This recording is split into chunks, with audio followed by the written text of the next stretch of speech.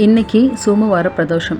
சிவபெருமானுக்குரிய விரதங்களில் ஒன்று பிரதோஷ விரதம். பிரதோஷ வழிபாடு திங்கட்கிழமையில் வர்றதுனால இதோட பேர் சோமவார பிரதோஷம்.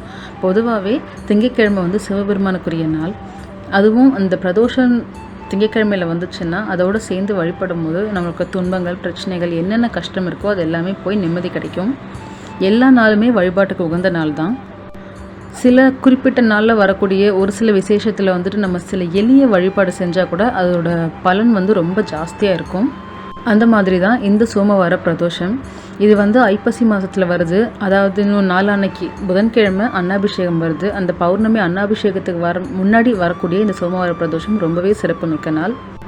பொதுவாக ஒருத்தவங்களுடைய மனம் சம்மந்தப்பட்டது, அதாவது மனவேதனை, மனக்குழப்பம், சஞ்சலம், நிம்மதி இல்லாமல் இருக்கிறது, மன அழுத்தம், இது எல்லாத்துக்குமே சந்திர பகவான் தான் காரணம். திங்கட்கிழமை சந்திரனுக்குரிய நாள். நம்ம சிவனோட தலையில் பார்த்திங்கன்னா சந்திரன் அந்த பிறை சூடியிருப்பார்.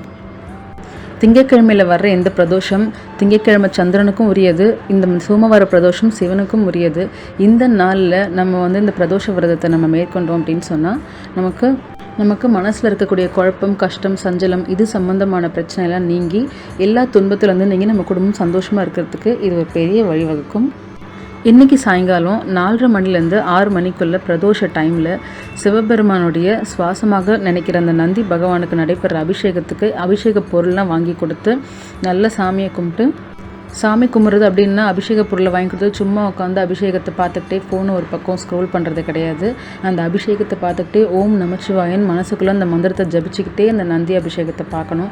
பார்த்துட்டு அங்கே இருக்க பிரசாதத்தை வாங்கி சாப்பிட்டு உள்ளூர் நம்ம சாமியை வேண்டிக்கிட்டு வரணும்.